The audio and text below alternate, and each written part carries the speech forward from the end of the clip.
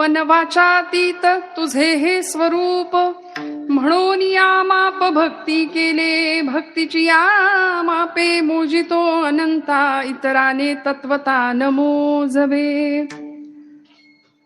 जगद्गुरु संत श्रेष्ठ श्री तुकोबरायांच्या 4 चरणांच्या अभंगाचा अर्थविचार अल्पकुवतीनुसार आणि अल्पशक्तीने आपल्याला मांडायचंय.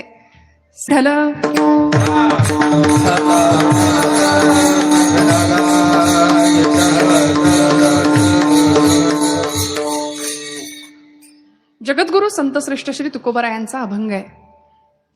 भक्ती, ज्ञान आणि वैराग्य या त्रिकोणामध्ये ज्यांनी आपलं जीवन बांधलं होतं, वैराग्याचे मूर्तिमंत पुतळे, गाथेच्या रूपाने आमचा माथा सुधरवण्याची सोय दिली, भक्तीच्या धर्माचं कलशस्थान म्हणून महाराज शोभले. अणुरणिया थोकडा तुका आकाशा एवढा असं आकाशव्यापी व्यक्तिमत्व ज्यांना लाभलं आणि भागवत धर्म मंदिराचे सर्व संतांचे, सकल संतांचे मुकुटमणी यश पदाला विराजमान झाले असे जगद्गुरु वैराग्याचे मूर्तिमंत पुतळे देहूचे श्रीमंत संत श्री तुकोबराय यांचा हा अभंग 4 चरणांचा आहे. अभंग गोड आहे, अभंग अत्यंत सुरेख आहे. अर्थात ते संतांचे शब्द आहेत. त्या अभंगांवर आपण काही बोलावं एवढी आपली पात्रता नाहीये, पण तरी सुद्धा माऊलींच्या आणि तुकोबरायांच्या समर्थांच्या कृपेने जे काही वेडे वाकुडे गायीन परी तुझाच म्हणवीन या न्यायानी महाराज म्हणतात, तुका म्हणे मज बोलवी तो देव, अर्थ भाव गुह्य तोची जाणे. बघा, असं जर महाराज कबूल करतात तर आम्ही कीर्तन करणारे कोण? आम्हाला विनाकारण अभिमान येतो, मी कीर्तन केलं. अजून सांगू, आम्ही कीर्तन ऐकलं, हाही अभिमान आहे. भक्तीचा सुद्धा, सात्विकतेचा सुद्धा अहंकार आम्हाला येतो आणि याच अहंकाराची ॲलर्जी आहे ती देवाला. देवाला अहंकार आवडत नाही, देवाला दंभ आवडत नाही. यद्यत कर्म करो मी तत्तदखिलम शंभो तवाराधनम. मी जे कर्म करीन देवा ते तुला अर्पण करण्याच्या भावनेने करायचे. मी तुझी कर्मपूजा बांधणारे, कर्माचं फूल तुझ्या पायावर वाहणारे. अगा सर्वात्मका ईश्वरा, स्वकर्म कुसुमांची वीरा, पूजा केली होय अपारा तोषा लागी. अशी आमची पूजा आहे भगवंता तुझ्यासाठीची. नवविधातली सर्वश्रेष्ठ असलेली कीर्तन भक्ती, या भक्तीतून मिळतं काय?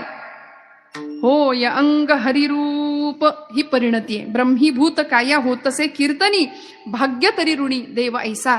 अशा कीर्तन भक्तीचा अपरिमित असा आणि अत्यंत सुंदर उच्च कोटीचा आनंद घेण्याकरता काल आणि आजपासून आपण सगळे सज्ज आहात. अतिशय सुंदर पद्धतीने आपण मर्यादा पुरुषोत्तम प्रभू रामचंद्रांची कथा रामायणाच्या माध्यमातून ऐकता आहात. भाग्य आहे आपल्या सगळ्यांचं. महाराष्ट्रातलं एक अत्यंत विद्वान, प्रगल्भ, बुद्धिजीवी असं व्यक्तिमत्व परमादरणीय जलाल महाराज, आणि त्यांच्या मुखातनं आपण सगळी ही रामकथा ऐकता आहात. हरिभक्तीपरायण जयानंदजी सरस्वती महाराज त्यांच्या मुखातनं रामकथेतले अत्यंत सुंदर असे प्रसंग आपण रोज कालपासून, बरोबर ना, कालपासून ऐकता आहात. किती भाग्य आहे बघा आपलं. नरदेहाला येऊन रामप्रभूंचं कौतुक किंवा गुणवर्णन ऐकणं, गोपालकृष्णांचं गुणवर्णन ऐकणं, हे याकरता भाग्य लागतं, अनेक जन्माचं पुण्य लागतं. मर्यादा पुरुषोत्तम प्रभू रामचंद्र आणि गोपालकृष्ण यांनी आपला संबंध भारतवर्ष व्यापलाय. भारतभूमीचे मानदंड आहेत हे राम आणि कृष्ण. पूर्वेकडून पश्चिमेकडे प्रभू गोपालकृष्ण आणि वरती उत्तरेकडून दक्षिणेकडे प्रभू रामचंद्र. अयोध्येपासून लंकेपर्यंत सगळा भाग राम आणि कृष्ण या 2 व्यक्तिमत्वांनी व्यापून टाकला. आणि म्हणून आपल्या संप्रदायाचा मंत्र सुद्धा इतका विलक्षण आणि इतका सुंदर आहे, जो आम्हाला संतांनी दिला. राम कृष्ण हरी मंत्र हा शिवाचा सांगितला आम्हाला ज्ञानोबा माऊलींनी. या मंत्रा इतकं सुंदर काही असू शकत नाही. हरिमुखे म्हणा, हरिमुखे म्हणा, पुण्याची गणना कोण करी. म्हणून कलियुगामध्ये आपल्या सगळ्यांना माहिती, आचार, विचार आणि उच्चार याही पेक्षा राम उच्चार आम्हाला काय बनवतो? आम्हाला निर्विषय बनवतो. कृष्ण विचार आम्हाला निर्विचार बनवतो आणि हरी उच्चार आम्हाला निर्विकल्प बनवतो. विठ्ठल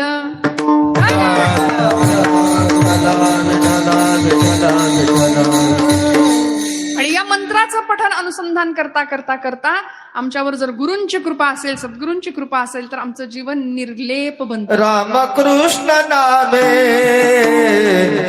दोन्ही साथी, रामकृष्ण कृष्ण नामे हे दोन्ही साधी रामकृष्ण नामे हे दोन्ही साधी रामकृष्ण नामे हे दोन्ही साधी हृदयात मंदिरी मला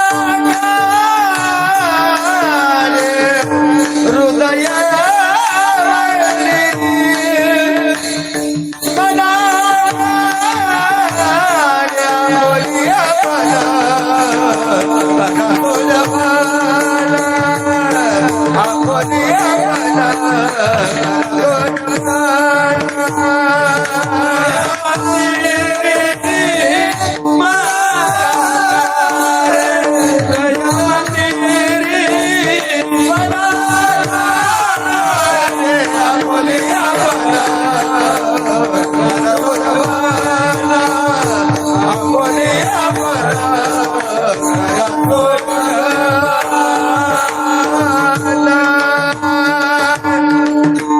जीवनामध्ये भगवान परमात्म्याचं नाम मुखामध्ये, सद्गुरूंची कृपा आणि परमात्म्याचे कृपाशीर्वाद हे सगळं असेल ना, तर इहलोकीमध्ये आलेल्या या जीवाचं सार्थक व्हायला वेळ लागत नाही.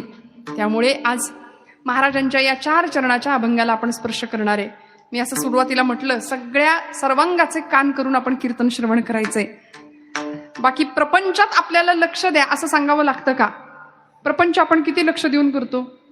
बारीक लक्ष असतं प्रपंचात. महिला वर्ग, चहा संपलाय, साखर संपलीये, पीठ संपत आलंय, भरलं पाहिजे, किराणा संपत आलाय, भरला पाहिजे. प्रपंच किती बारकाईनी करतो आपण? तेवढ्याच बारकाईनी किंबहुना त्यापेक्षा जास्त बारकाईनी, सूक्ष्मतेनी जर परमार्थ केला तर जनाबाईंच्या सारखा देव सुद्धा आमच्या घरात येईल. जनाबाईंनी आणलं ना देव घरात. देवळातला देव स्वयंपाक घरात आणला आणि त्याला जात्यावर जाळायलाच लावलं. हा अधिकार होता, हा भक्तीतला पुरुषार्थ होता जनाबाईंचा. मग आमचं प्रपंचातलं लक्ष गेलं आणि परमार्थाकडे लागलं की आमच्याही घरात देव येणार. पण आम्हाला घरात देव नको. खरं सांगा, पाहिजे का? आमच्या घरात देव पाहिजे? आम्हाला देव सोडून सगळं पाहिजे, बरोबर आहे ना? देव सोडून, देवाकडून आम्ही सगळं मागतो, आम्ही देव नाही मागत. देव मागितला किंबहुना देव आलाच तर भौतिकाशी तडजोड करायला लागेल, लौकिकाला तिलांजली द्यायला लागेल. म्हणून देव आला तर आमचं जरा जगणं कठीण होऊन बसेल. मग म्हणाले, आम्हाला घरात आमच्या देव नको, देवाकडून सगळं पाहिजे. देवाकडून सगळं पाहिजे. एवढी मोठी लिस्ट असते आमची. दारिद्र्य जाऊ दे, बेकारी जाऊ दे, यंदा पोराचं जुळू दे, कठीण होऊन बसलंय सगळं, नाही का? प्रपंच चांगला सुखाचं होऊ दे, सगळं धन, ऐश्वर्य, संपत्ती, सत्ता, आरोग्य, श्रीमंती सगळं मिळू दे. जमलंच तर शेजाऱ्यांचं काय म्हणलात तुम्ही? नाही ना तसं काय? मग आम्ही भगवंताकडे, आमची मोठी लिस्ट असते, प्रत्येकाची लिस्ट आहे. सगळ्यांना काही ना काहीतरी मागायचंय आणि आमची भक्ती ही सकाम ठरते. म्हणून भक्ती आणि उपासना या 2 शब्दांमध्ये फार मोठा फरक आहे. आम्ही गल्लत करतो, आम्ही दोन्ही शब्द एका अर्थाने घेतो. भक्ती वेगळी आहे आणि उपासना वेगळी आहे. उपासना म्हटलं की त्यामध्ये सकामता आली, काहीतरी हवं असतं देवाकडून. भगवंताच्या सगुण विग्रहावर, भगवंताच्या मूर्तीवरती प्रेम करायचं. ज्ञानापूर्वी केलेलं प्रेम म्हणजे उपासना आहे. त्याच्याकडून काहीतरी मागत राहणं म्हणजे उपासना आहे. सतत काहीतरी मागतो आम्ही. म्हणून तर आमच्या सगळ्या स्तोत्रांच्या शेवटी बघा फलश्रुती असते. विद्यार्थी लभते विद्या, धनार्थी लभते धनम, पुत्रार्थी लभते पुत्रान, मोक्षार्थी लभते गतिम. सगळं फलश्रुती असते. मग भगवंताकडे काहीच मागायचं नाही अशी आम्हाला भक्ती करता येईल का? शिवस्तुतीतला एक सगळ्यात शेवटचा श्लोक आहे, परवा एका कीर्तनात मी गायले. शास्त्राभ्यास नको, श्रुती पढू नको, तीर्थासी जाऊ नको. ऐका बरं का. योगाभ्यास नको, व्रते मख नको, तीर्थे तपेती नको, काळाचे भय मानसी धरू नको, दुष्टासी शंकू नको, ज्याची या स्मरणे पतित तरती तो शंभू सोडू नको. असा आपला श्लोक मी गायले. एक गृहस्थ मला भेटले आणि म्हणले, ताई हा श्लोक लिहून देताय का? म्हटलं कशाला? नाही म्हणे तो. म्हटलं कुठला श्लोक? म्हणे तो नाही का तो. म्हटलं अहो बरेच श्लोक म्हणले मी, नेमका कुठला? म्हणे ज्याच्यामध्ये असं लिहिलंय, हे करू नको, ते करू नको, हे करू नको, ते करू नको, जे ज्याच्यात सांगितलंय तो श्लोक द्या म्हणे. आम्ही कशी लबाड माणसं, कशी पळवाट काढतो बघा. त्यांनी सांगितलं शास्त्राभ्यास नको, श्रुती पडू नको, तीर्थासी जाऊ नको, व्रते तपे नको, मख म्हणजे यज्ञ काही नाही केलं तरी चालेल, पण ज्याची या स्मरणे पतित तरती तो शंभू सोडू नको. भगवंताचं स्मरण केल्याशिवाय राहू नको. ठाईच बैसोनी करा एकचित्त आवडी अनंत आळवावा. त्या अनंताला आळवायला सांगितलं. म्हणाले बाकी काही नाही केलं तरी चालेल. हा भक्तीचा साधा सोपा अर्थ संतांनी आम्हाला सांगून दिला. मग परमेश्वर आल्याशिवाय आणि भेटल्याशिवाय राहणार नाही. भगवंत आमच्याकडे येतो. फक्त म्हणाले आम्ही जी भक्ती करतो त्यामध्ये आम्हाला भक्तीतनं जी फलश्रुती मिळायला पाहिजे ती मिळत नाही. कारण आमची भक्ती थोडीशी काहीतरी गडबड होतीये जरा भक्तीमध्ये. तीर्थयात्रा करतो, जपजाप्य करतो, दान धर्म करतो, नामस्मरण करतो, संत संग करतो, आम्ही सगळं करतो, पण समाधान नाहीये. बघा बरं, सगळे एकमेकांच्या चेहऱ्याकडे बघा कसे आहेत. बघितलं का कसे आहेत चेहरे आपले? खरं सांगा. प्रचंड ताण आहे, टेन्शन आहे. हसा ना जरा, मस्त राहा, फ्रेश राहा. इथला आनंद कुठेच नाही बरं का. लिहून देते, हा आनंद कुठेच नाही, प्रपंचात नाही, भौतिक जगात नाही. या धर्ममंडपाखालचा इथला जो आनंद आहे नामाचा, भक्तीचा, कीर्तनाचा, तो दुसरीकडे कुठेच नाहीये. त्यामुळे आपण जर आपल्या एकमेकांकडे पाहिलं, आपण स्वतःकडे पाहत नाही, आपण जगाकडे फार पाहतो. स्वतःकडे पाहतो का आपण? आरशात पाहता का? बरं, कोण असं आहे की आरशात बघून आलंच नाही आज? तरुण मंडळी, इकडे आमच्या मुली भगिनी आरशात बघितलंच नाही आज, असं कोणी आहे का? नाही ना. आरशात किती वेळा बघतो आपण दिवसातनं? का? आपण आपल्यावर प्रेम करतो. पण म्हणाले, आता मी परवा एक वाक्य वाचलं, म्हणले अलीकडे लोक आरसा नाही वापरत, मोबाईलचा फिल्टर कॅमेरा वापरतात. का? कारण म्हणले आरसा खरं बोलतो. विठालं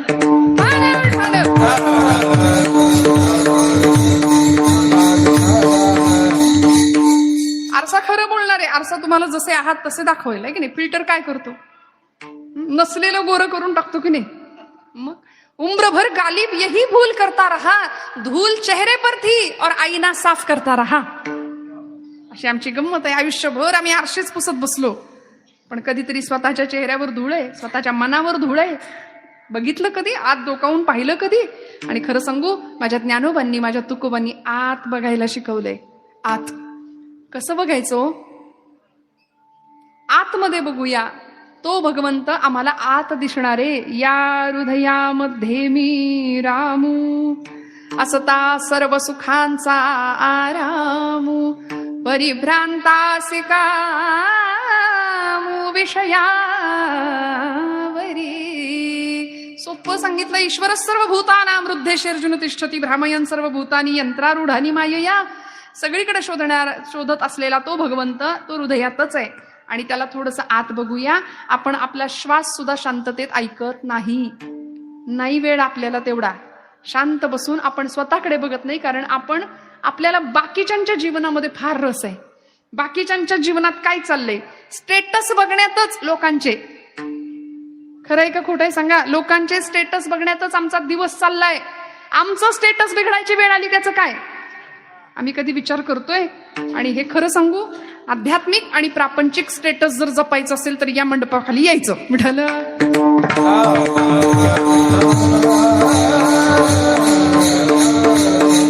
आणि नुसतं नाही यायचं, आपल्या लेकरा बाळांना घेऊन यायचं. आईसाहेबांनी केवढा मोठा घाट घातलाय, किती सुंदर मोठं वैभव. बरं, असं नाही, आता सरकारला पण इकडे लक्ष द्यावं लागतंय, आहे की नाही? केवढं मोठं काम आहे, किती मोठं काम उभं राहिलंय. आणि हे धर्माचं काम आहे मंडळी, हे देवाचं काम आहे. इथे तन मन धनानी सगळे सक्रिय असतात. आज आमच्या महिला वर्गाला किंबहुना जनाबाईंच्या म्हणजे आज संबंध त्या परंपरेला आनंद आणि अभिमान वाटावा असं आईसाहेबांचं काम आहे. मला असं प्रामाणिकपणे वाटतं.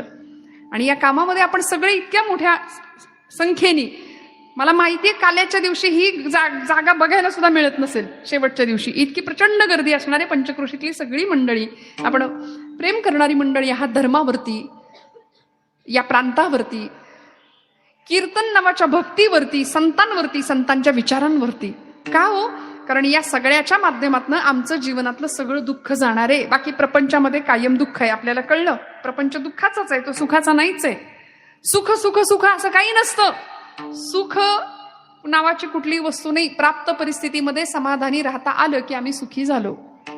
हा सुखाचा सगळ्यात मोठा राजमार्ग आहे, सुखाचं सगळ्यात मोठं उत्तर आहे. मग आता परमेश्वराला जर पाहायचंय, परमेश्वराला जर ओळखायचंय, त्याला आपल्या घरात बोलवायचंय, त्याला आपल्या हृदयाच्या गाभाऱ्यात बसवायचंय, तर त्याच्याविषयी आपल्या मनामध्ये काय पाहिजे? धारणा पाहिजे म्हणाले. धारणा. अष्टांग योग सांगितले पूर्वसुरींनी आमच्या.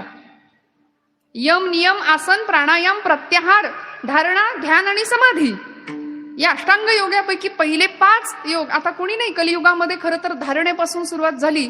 भगवंत आहे आणि त्याच्यावर माझा पूर्ण विश्वास आहे, ही मनाने केलेली धारणा. त्यानंतर त्या भगवंताचं ध्यान मनामध्ये करणं, चित्ताच्या ठिकाणी भगवंताला ठेवणं, आणि मग त्यानंतर लागते ती समाधी.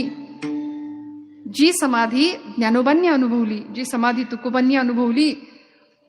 विटेवरचा भगवंत हृदयात प्रगट झाला. गोड तुझे रूप, गोड तुझे नाम, देई मज प्रेम सर्व काळ.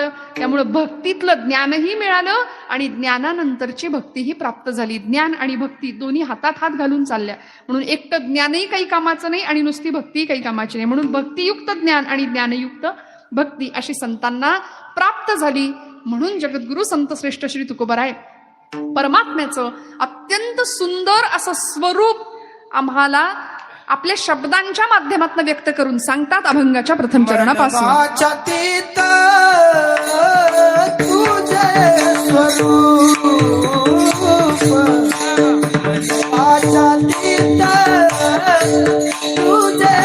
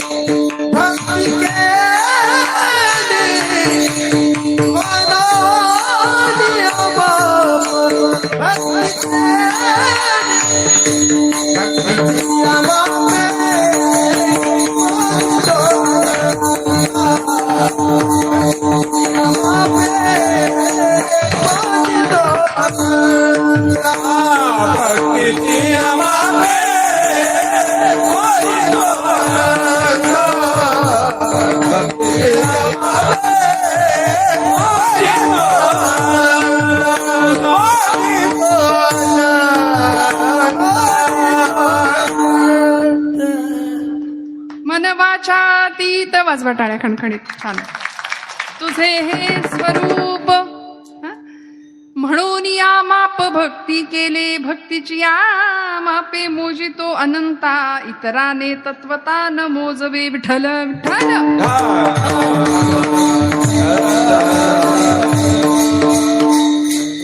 भगवंताच्या स्वरूपाचं वर्णन सांगितलं तुकोबरायांनी. देवा तुझं स्वरूप कसं आहे? मन वाचातीत तुझे हे स्वरूप. मनाच्या आणि वाणीच्या पलीकडे असलेलं भगवंता तुझं रूप आहे, तुझं स्वरूप आहे. श्रीमद भागवतकार आपल्या मंगलाचरणामध्ये भगवंताचं स्वरूप सांगतात, त्याचं सामर्थ्य सांगतात आणि त्याचा स्वभाव सुद्धा सांगतात. सच्चिदानंद रूपाय विश्वोत्पत्त्यादि हेतवे तापत्रय विनाशाय श्रीकृष्णाय वयं नुमः. सच्चिद आनंद असं भगवंताचं स्वरूप आहे म्हणाले. पुढे त्याचं सामर्थ्य काय? विश्वोत्पत्त्यादि हेतवे. विश्वाच्या उत्पत्तीला, स्थितीला आणि लयाला कारण असणारा तो भगवंत आहे. तो जग निर्माण करतो, जग तोच जग बनून राहतो आणि सगळं होऊन मिटवतो सुद्धा तोच. शेवटी उरतो सुद्धा तोच. अद्यतिष्ठ दशांगुलम. त्यामुळे आणि भगवंताचा स्वभाव सांगितला. तापत्रय विनाशाय, आदि दैविक, आदि भौतिक आणि आध्यात्मिक या तीनही तापांचं निवारण करणारा तो भगवंत आहे असं त्याचं स्वरूप, त्याचा स्वभाव आणि त्याचं सामर्थ्य सांगितलं. त्याला आपण काय म्हणतो? अखिलकोट ब्रह्मांडाचा नायक, जगाचा बाप म्हटलंय त्याला. आपण एसटीने प्रवास करताना सगळे करताना कुठं बसता एसटी मध्ये? काय आग्रह असतो आपला? कुठं बसायचं असतं?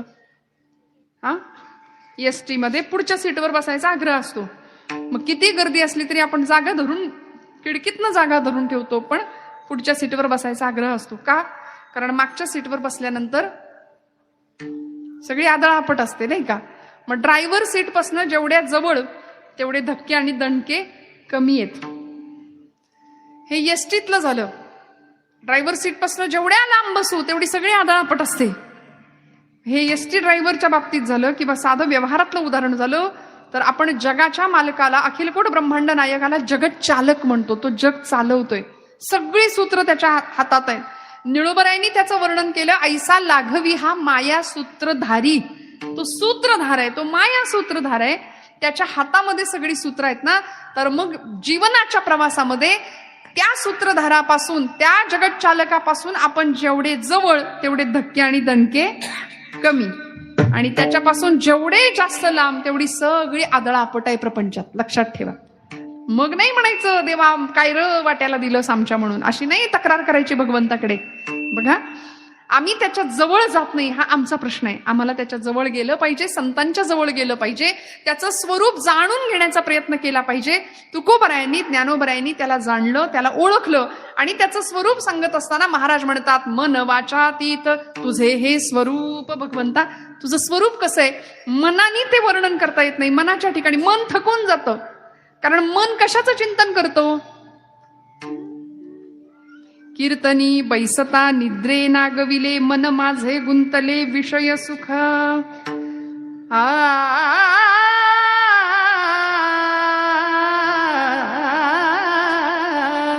कीर्तनी बैसता निद्रे नागविले, मन माझे गुंतले विषय सुख. विषय सुख अमृताहुनी गुण, नाम तुझे देवा, नाम तुझे देवा.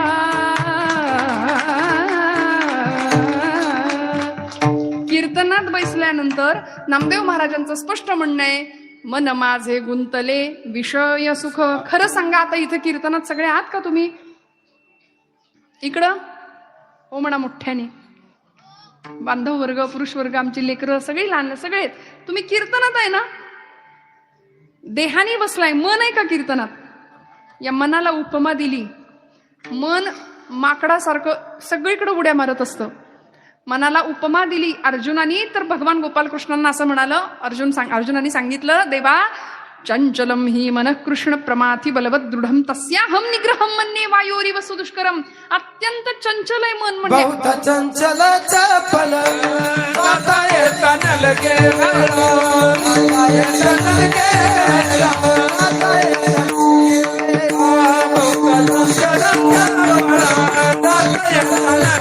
वेळो, माता येता नलगे वेळो.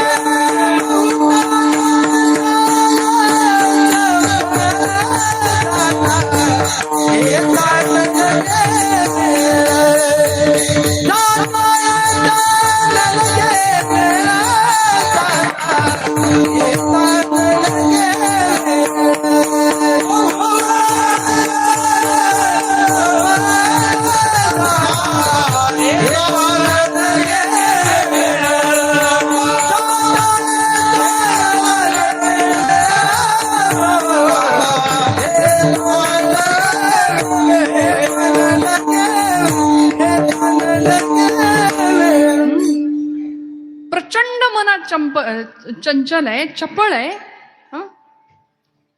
अनुदिन अनुतापे तापलो राम राया, परमदिन दयाळा निरसी मोह माया. अचपळ मन माझे नावरे नावरिता, तुझ विणशिण होतो धावरे धावाता.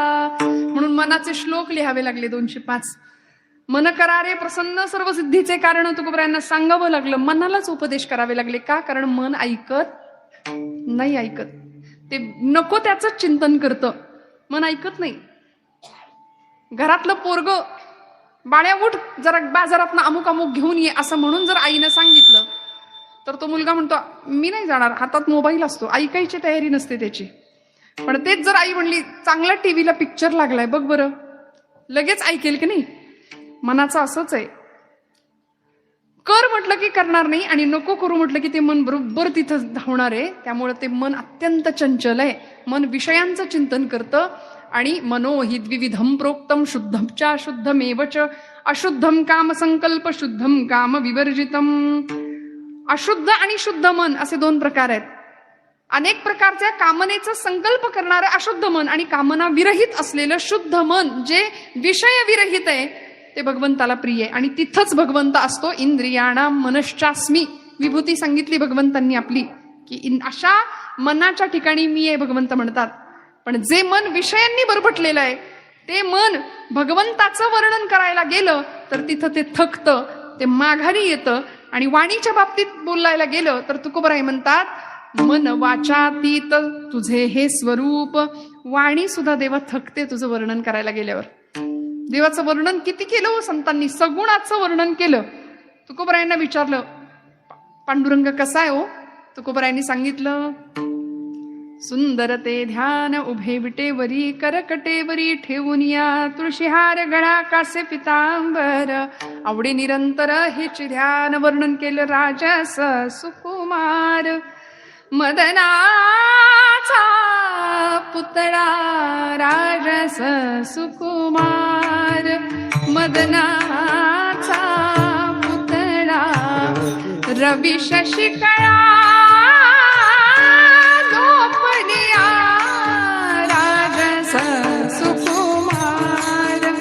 मदनाचा पुतळा राजस सुकुमार. मदनाचा पुतळा.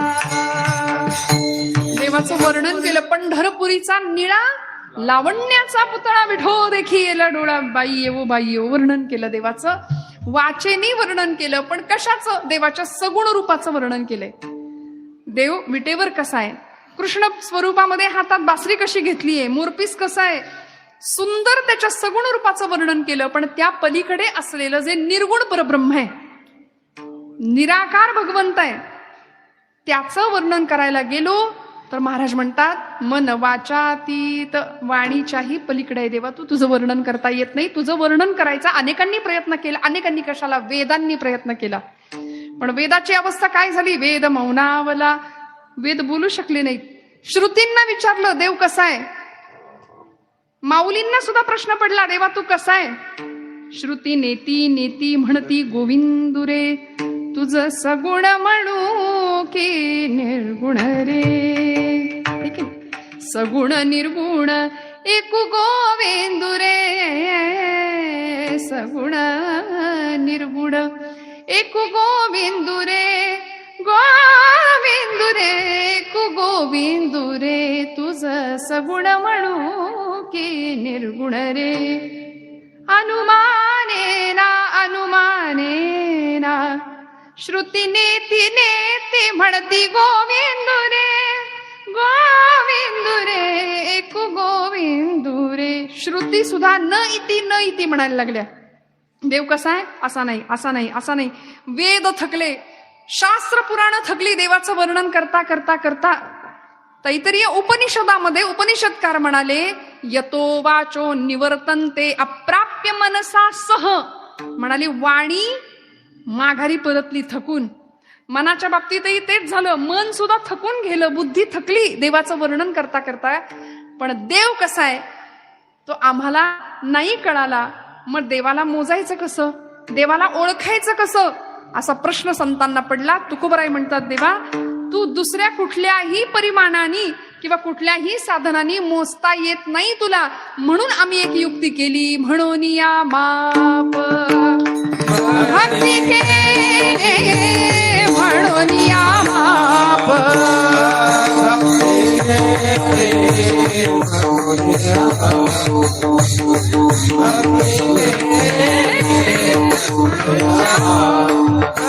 मन वाचतीत तुझे स्वरूप. म्हणून मापे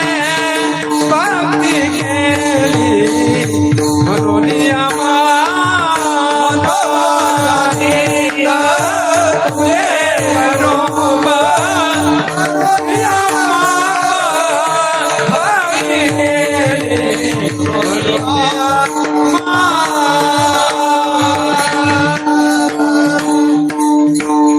काय केलं आम्हाला देवा तुला मोजता येत नाही. आता माझा एक तुम्हाला सगळ्यांना प्रश्न आहे. तुम्ही जागे आहेत ना? जागे आहेत ना? देव मिळाला का हो? देव मिळालाय का? देवाला मोजता आलं का कधी? देव मोजता येतो का? आणि मोजायचंच झालं तर काय कराल? आपण काय करू? तुकोबरायांनी आपला प्रश्न सोडवून टाकला. महाराज म्हणले म्हणून या माप भक्ती केले. एक माप दिलं तुकोबरायांनी आम्हाला. महाराज म्हणले देवा तुला जर मोजायचं झालं तर आम्ही एकच माप वापरू, भक्तीचं. कारण तू अन्य कुठल्याही साधनांनी अन्य कुठल्याही परिमाणांनी तुला मोजताच येणार नाही. कारण मोजायचंय काय? देवाला मोजायचंय. सोपं आहे का? सोनं मोजताना बघितलंय का कधी? सोनं, महिला वर्ग, सोनं माहितीये ना? सोनं कसं मोजतात? सोन्याचा तराजू बघितलाय? कुठे असतो? कुठं कसं मोजतात सोनं? काय परिमाण आहे? हा, ते सोनं मोजत असताना तो जो तराजू आहे किंवा ती इलेक्ट्रिक मशीन आहे आता सध्या, ती कुठं ठेवतात? कुठं असते? काचेच्या हवाबंद पेटीमध्ये तो सोन्याचं ते मशीन असतं मापायचं, मोजायचं. का हो? मोजायचंय काय? सोनं. धुळीचा कण जरी पडला ना तरी वजनात फरक येतो. म्हणून किती हुशार असतात. बरोबर हवाबंद काचेच्या पेटीमध्ये तो सोन्याचा तराजू असतो. आता मला सांगा हा नियम कोळशाच्या तराजूला आहे का? ते ठेवायचं का काचेच्या पेटीत? जिथं सगळं काळच करायचंय तिथं हवाबंद पेटी कशाला पाहिजे? मग आम्हाला मोजायचंय काय? विमानात बसलेल्या माणसाशी संवाद साधताना सायकलवर बसून जमेल का हो? तो वेग, ती गती आम्हाला साधली पाहिजे. आम्हाला त्या अवस्थेला पोहोचण्याकरता देवाला काय आवडतं याचा विचार करताना आम्हाला सुद्धा देवत्वाकडचा प्रवास करावा लागेल. आणि त्याकरता माप तुकोबराय आम्हाला देतात. म्हणून या माप भक्ती केले. देव अन्य कुठल्याही साधनांनी मोजता येणार नाही, त्याला प्राप्त करता येणार नाही. त्याला जर प्राप्त करायचं असेल तर भक्तीच्याच साधनांनी मोजता येतं, मापता येतं. तिथं भक्ती म्हणजे विश्वास आला, समर्पण आलं, निष्ठा आली. भक्तीच्या अनेक व्याख्या नारद महर्षींनी भक्तिसूत्र नावाच्या ग्रंथामध्ये केल्या. कशाला म्हणायचं भक्ती? गुणरहितम कामनारहितम प्रतिक्षण वर्धमानम अविच्छिन्नम सूक्ष्मतरम अनुभवरूपम. अनुभवानी जाणायची असते म्हणले भक्ती. नुसती भक्ती भक्ती भक्ती म्हणून भक्ती होत नाही. साखरेची गोडी साखर खाल्ल्यानंतर कळते. साखर गोड आहे असं म्हणून साखर कशी लागते आम्हाला कळत नाही. भक्तीची चव अनुभवावी लागेल. ती भक्ती कशी असते? हे चिथोर भक्ती आवडते देवा, संकल्पावी माया संसाराची. सोपं म्हणले, संसारावरची माया काढायची आणि देवाकडं लावायची. किती करतो माया आपण संसारावर? मुलगा जर आपला पोटचं बाळ जर जेवलं नाही तर आपण किती वाईट वाटतं. लेकरूवाळ्या एखाद्या आईला किती वाईट वाटतं. घरामध्ये जरा कुठं काही बिनसलं, प्रपंच आमचा सुखाचा नसेल तर आम्हाला किती वाईट वाटतं. त्यामुळे प्रपंचासाठी आपण जसं रडतो तसं आपण देवासाठी रडायचं, देवाच्या आठवणीने रडायचं. आणि देवाच्या आठवणीत रडू आलं की आमचं अंतःकरण भक्तियुक्त झालं असं म्हणायला हरकत नाही. भगवंताची भक्ती हृदयामध्ये प्रकट होण्याकरता हृदय किती संवेदनशील असलं पाहिजे. आपण प्रपंच करता लगेच डोळ्यात अश्रुधारा काढतो. जरा कोणी काही बोललं की लगेच डोळे वाहतात की नाही. पण देवासाठी कधी आम्ही रडलो का हो? देव जेवला नाही म्हणून आपण कधी रडलोय का? खरं सांगा. देवाला नैवेद्य अर्पण केला आणि देव जेवला नाही म्हणून आपण रडलो नाही. नामदेव महाराज रडले म्हणून पांडुरंगाला यावं लागलं. जनाबाई रडत होत्या, आमचे राका कुंभार रडत होते, गोरोबा काका सोखामेळा रडत होते देवा आठवणीत. माझ्या माऊलींनी तर किती टाहो फोडावा. पडिले दूर देशी मज आठवे मानसी, मज आठवे मानसी. नको नको हा वियोग कष्ट होता ते जीवासी. अहो देवाच्या आठवणीत रडणं काय अत्युच्च आणि पराकुटीची भक्ती असेल. माझे ज्ञानोबाराय असं रडायचे देवाच्या आठवणी करता. आमच्या राधाबाई, मीराबाई रडायच्या भगवंताच्या भक्तीसाठी. विष जरी प्यायचा प्रसंग आला ना तरी भगवंतावरची निष्ठा आणि विश्वास इतका प्रगल्भ होता, इतका प्रगाढ होता की वाटेल ते झालं तरी आमची भक्ती नाही आम्ही सोडणार, देह जावो अथवा राहो, पांडुरंगी दृढ भावो. या न्यायाने करण्यात आलेली ती भक्ती होती. देवाला ओळखायचं होतं, त्या भक्तीच्या माध्यमातून देवाला मोजायचं होतं, माप होतं भक्तीचं. मन वाचातीत स्वरूप हे तुझे म्हणून या माप भक्ती केले. देवाचं स्वरूप खरं तर निर्गुण निराकार आहे. एकटा होता परब्रह्म, त्याला कर्मे ना म्हणून तो अनेक झाला आणि ब्रह्मानी आपल्या मायेचा आधार घेतला. निळोबरायांनी फार सुंदर गवळण लिहिली. एकले न कंठेची म्हणून या येणे, एकले न कंठेची म्हणून या येणे. एकले कंठे म्हणून येणे, एकले कंठे म्हणून येणे. केली निर्माणे वो 14 भुवने, केली निर्माणे वो 14 भुवने. केली निर्माण 14 भुवने, केली निर्माण 14 भुवने. गगन मेघ सूर्य चंद्र तारांगणे, गगन मेघ सूर्य चंद्र तारांगणे. पंचही महाभूते भौतिके भिन्ने भिन्ने वो, पंचही महाभूते भौतिके भिन्ने भिन्ने वो.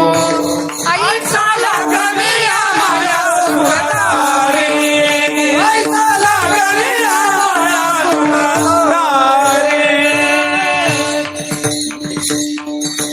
कसा आहे भगवंत? ज्याची नाभी कमळी जन्म चतुरानना, ज्याच्या नाभीतनं कमळ जन्माला आलं आणि त्याच्यामध्ये भगवान ब्रह्मदेवांचा जन्म आहे. ज्याची नाभी कमळी जन्म चतुरानना, ज्याची निज प्रभा प्रकाश रवी किरणा, ज्याची महातेज तेज हुताशना. येण्याची पढवुनी वेद केला शहाणावो, वेदाला सुद्धा ज्यांनी शहाणं बनवलं असा भगवंत. ऐसा लाघवी या माया सूत्रधारी. मग असा भगवंत अगम्य आहे, अतर्क्य आहे, अव्यय आहे आणि असा अविनाशी असलेला परमात्मा, त्याचं स्वरूप सांगण्याकरता तुकोबराय म्हणतात मनाचा उपयोग नाही तिथं, वाणीचा उपयोग नाही तिथं, तिथं एकच माप कामी पडतं. म्हणून या माप भक्ती केले. देवाला ओळखायचंय, तिथं अविश्वास ठेवून उपयोग नाही मंडळी. बघा, वारी करणाऱ्या वारकऱ्याला एक पत्रकार भेटला. प्रचंड गर्दी, वारीचा पर्वकाळ, आणि एक 75-80 वर्षाचे गृहस्थ होते, म्हातारे बाबा होते. वारी चाललीये आणि वारीमध्ये चालत होते.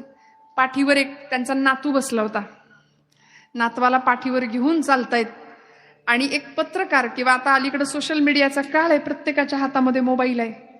रील काढतात, लगेच शूटिंग करायचं, लगेच अपलोड करायचं, लगेच व्ह्यूज मिळवायचे, लगेच सगळं. आणि त्यांनी त्या बाबांचा इंटरव्ह्यू घेतला, मुलाखत घेतली आणि सांगितलं, बाबा किती वर्ष वारी करताय? त्या म्हातार बाबांनी उत्तर दिलं, लेकरा तसं काही आठवत नाही बाबा किती वर्ष, पण म्हणले मी हा जसा माझा नातू माझ्या खांद्यावर बसलाय की नाही, तसा मी माझ्या आज्याच्या खांद्यावर बसून यायचो, तेव्हापासून वारी करतोय. जागेत ना सगळे? तेव्हापासून मी वारी करतोय. एवढं ऐकलं आणि त्या पत्रकारांनी किंवा त्या कार्यकर्त्यांनी पुढचा प्रश्न विचारला. फार प्रश्न असतात आमच्या तरुण पिढीला. फार तरकट स्वभावाची माणसं आम्ही झालो. का? कारण संवेदना शून्य जीवन आहे. प्रत्येक प्रश्नाचं का म्हणून उत्तर विचारायचं असतं आम्हाला.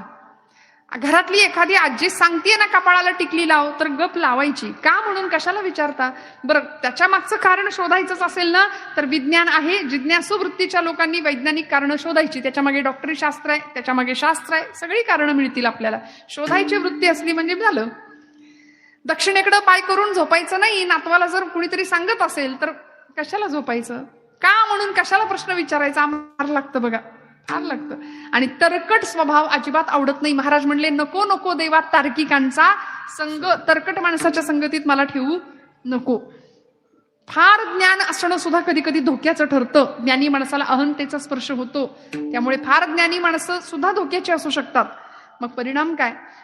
त्या म्हाताऱ्या, त्या गृहस्थांना त्या पत्रकारांनी प्रश्न विचारला, बाबा सांगा ना हो, इतके वर्ष वारी करताय, देव भेटला का? देव भेटला? पांडुरंग दिसला का कधी? ते बाबांनी उत्तर दिलं, नाही लेकरा, नाही भेटला अजून पांडुरंग. नाही, एवढे वर्ष वारी करता तरी पांडुरंग नाही भेटला? नाही भेटला म्हणाले. मग तरी वारी करताय? हो, तरी वारी करतो. कशासाठी करता? आता गप घरात बसायचं, आता उठलेलं बसवत नाही, बसलेलं उठवत नाही, अशी अवस्था, तरी वारीला एवढे चालत आलात. आता अजून करणार का? हो, जिवंत आहे तोपर्यंत वारी करणार म्हणले. बरं.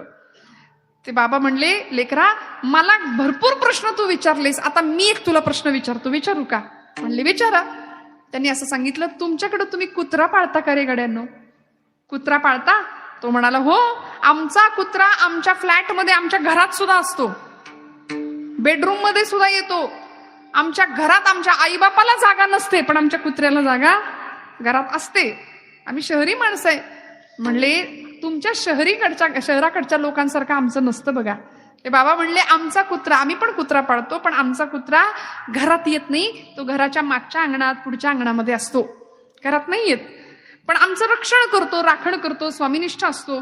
सुगीचे दिवस आले, धान्य आलं की त्या धान्याचं रक्षण करतो. आणि आमच्या वस्तीवर जर मध्यरात्री एखादा चोर आला तर आमचा कुत्रा भुंकतो म्हणले. त्याचं भुंकणं ऐकून पलीकडच्या वस्तीतला कुत्रा भुंकायला लागतो. त्याचं भुंकणं ऐकून त्याच्या पलीकडच्या वस्तीतला कुत्रा भुंकतो. त्याचं भुंकणं ऐकून अजून 2, 4, 5, 10, 15 कुत्री एकाच वेळी रात्रीची भुंकायला सुरुवात करतात. चोराला कोणी बघितलंय सांग? चोराला कोणी बघितलं होतं? सगळ्यांनी बघितलं नाही. पहिल्या कुत्र्यांनी चोराला पाहिलंय. तुम्ही जागे आहेत? नाही कळलं अजून? पहिल्या कुत्र्यांनी चोराला पाहिलं तरी 15-20 कुत्री एकत्र भुंकतात. का? कारण विश्वास आहे. अरे गड्या, प्राण्यांच्या बाबतीमध्ये जर हे जमतं तर आम्ही नाही पांडुरंगाला पाहिलं, आम्हाला नाही देव दिसला, पण माझ्या ज्ञानोबरायांना दिसलाय, माझ्या तुकोबरायांना देव दिसलाय. मग या वाटेवरून जर ते चालत गेले आणि त्यांना पांडुरंग दिसला तर आम्हाला का नाही दिसणार? कसा दिसला हो माझ्या ज्ञानोबरायांना? योगिया दुर्लभ तो म्या देखिला साजणी, योगिया दुर्लभ तो म्या देखिला साजणी.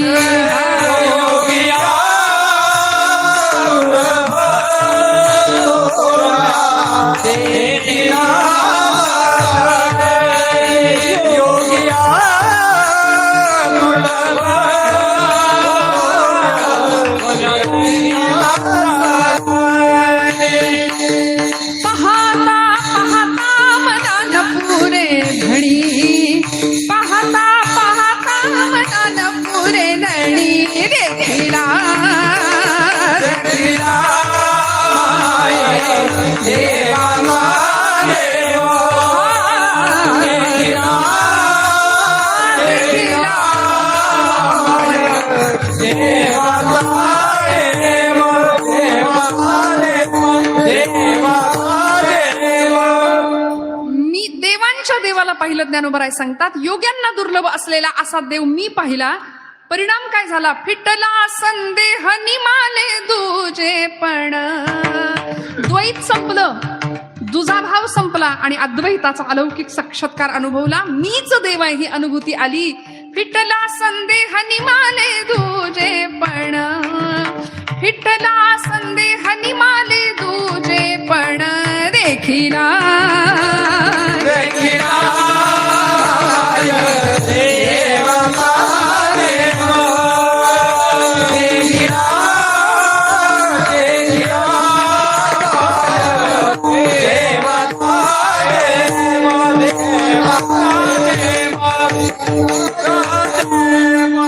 कसा पाहिला? सगळीकडे दिसला. कुठे कुठे दिसला?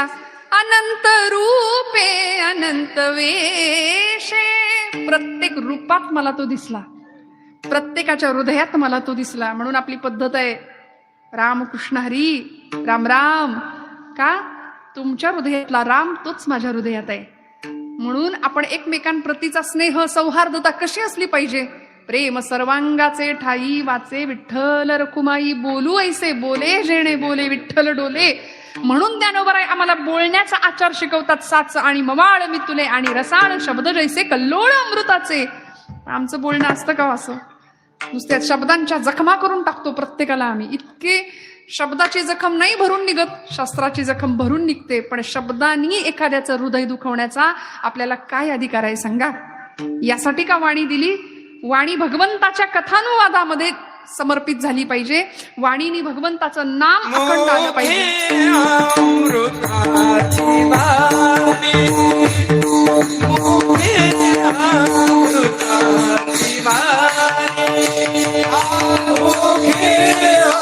अमृताची वाणी, मुखे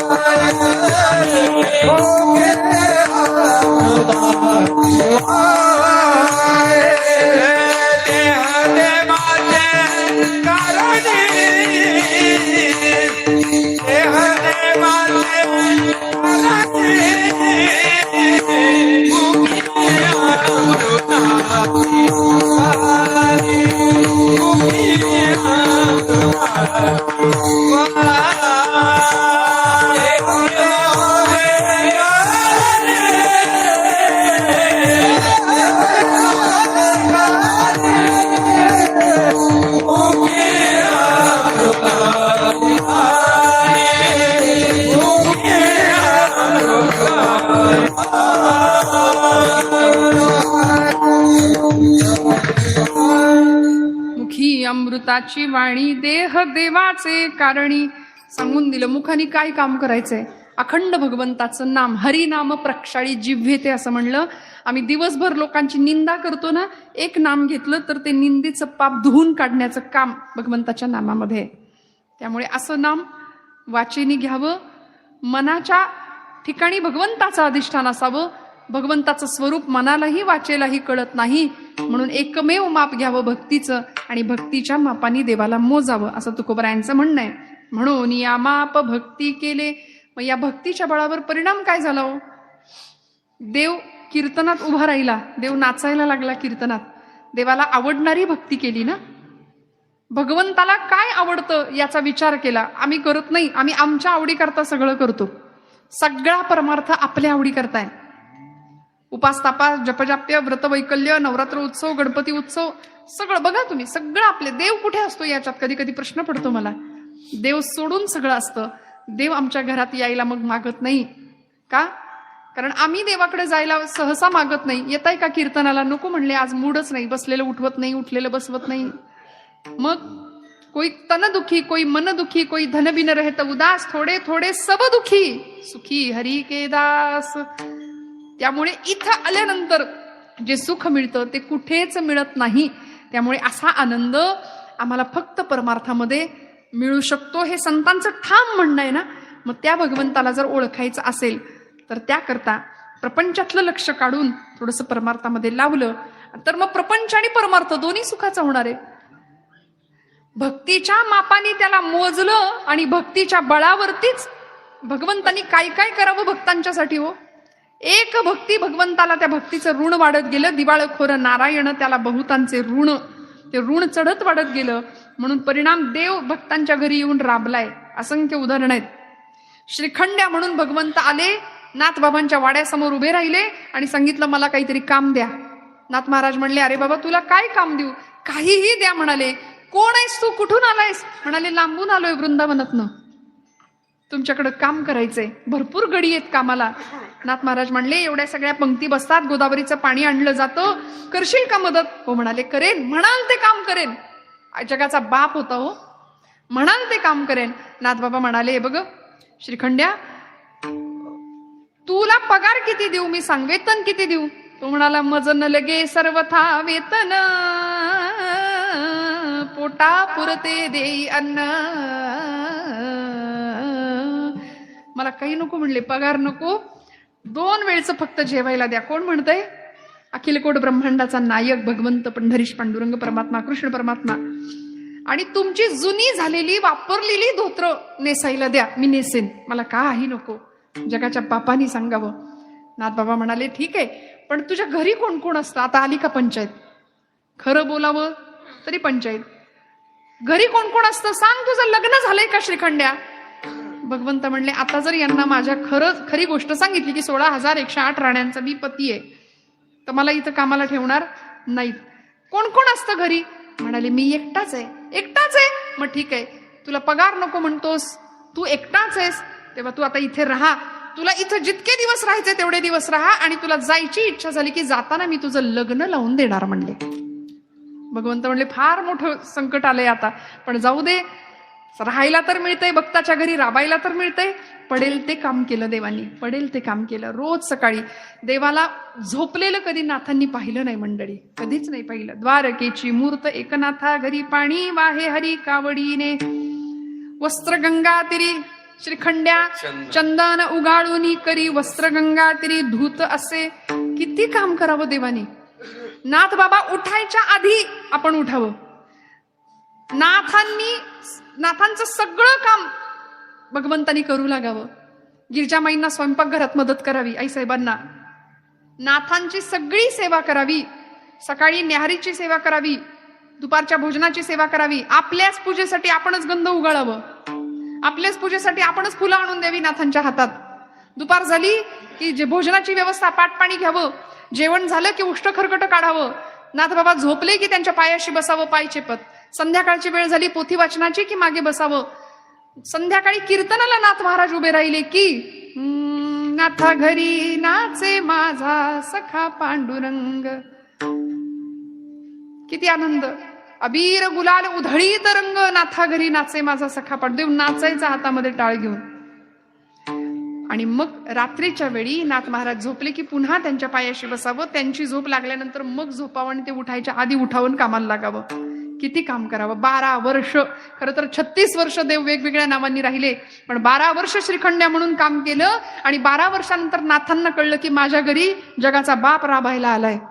त्यावेळी अक्षरशः गडबडा लोळले नाथ महाराज देवापुढे आणि म्हणाले, देवा फसवलं मला, आपण फसवलं, त्यापेक्षा तडफडून मेलो असतो तर बरं झालं असतं. भगवंतांनी सांगावं, भक्तीच्या मापाने मोजलं ना मला यावं लागलं. तुमच्या भक्तीचं ऋण माझ्यावर चढत गेलं नाथा. नाही देवा, फसवलं, पडेल ते. माझ्या घरचं उष्ट खरकट सुद्धा उचललं. अहो नाथांचं काय, पांडवांच्या राजसूय यज्ञातल्या उष्ट्या खरकट्या पत्रावळ्या उचलल्या भगवंतांनी. रुक्मिणी आईसाहेबांनी साधूंचे पाय धुतले. किती केलं देवानी, किती केलं. दामानींसाठी महार झाले, कबीरांचे शेले विणले, असंख्य कामं केली भक्तांची. आणि त्याला कारण एक, या सगळ्या भक्तांनी देवाला मापलं, मोजलं आणि त्याकरता माप वापरलं होतं. भक्ती तुको